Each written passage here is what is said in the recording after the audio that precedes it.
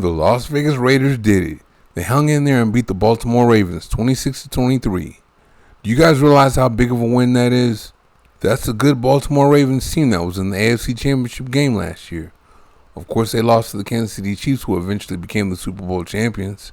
They just lost to those same Chiefs on the road in Week 1, so they weren't trying to go 0-2, but neither were the Raiders. They pulled out all the stops, leaving no stone unturned to get ready for this one. They even got up at the butt crack of dawn to practice to get acclimated to the Eastern time zone. And of course, the result was a win that came down to the last play of the game. We learned a whole lot about the Raiders in the process, too. The culture of this team is right where it needs to be. They don't get discouraged, they don't give up, they just keep coming. They have great character, and it was on full display after quarterback Gardner Minshew threw an interception in the second quarter.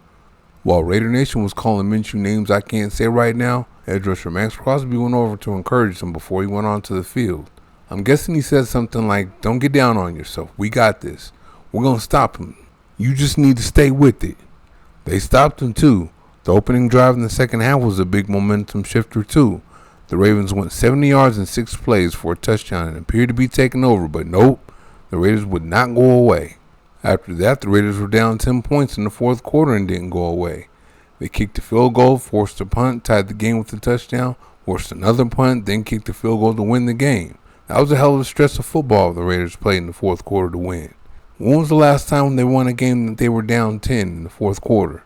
What, they lose 49 straight in that situation? This Raider defense can really be something this year. Maxx Crosby's playing out of his mind to lead them. After he had a sack and a tackle for a loss in Week 1, he came back with 4 tackles for a loss and 2 sacks in Week 2. He and interior defensive lineman Christian Wilkins have been and will continue to put pressure on the quarterback. The Raiders also have the coverage to go with it. Corners Jack Jones and Jacorian Bennett had 2 brass breakups apiece today. I have to watch the film to see if the Raiders even bothered to throw at slot corner Nate Hobbs.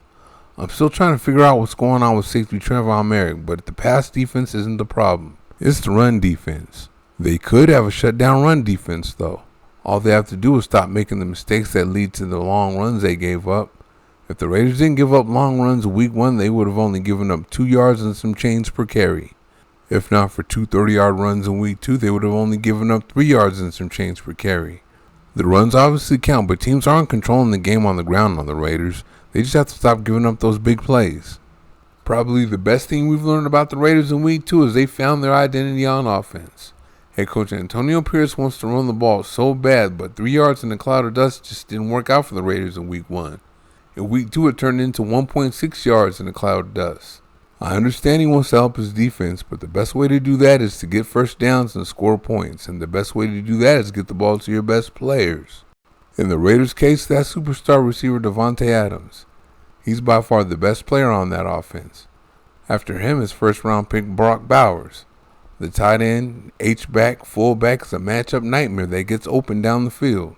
Adams had 9 catches for 110 yards, while Bowers had 9 for 98 today. I'm not against establishing the run, but I think establishing your best player should come first if you want to score. Late in the game, Adams got some catches, then Bowers got some catches, then Jakobi Meyers got some catches. Next thing you know, Zamir White in the running game got going. That's how the Raiders need to play from now on. That was a really big win.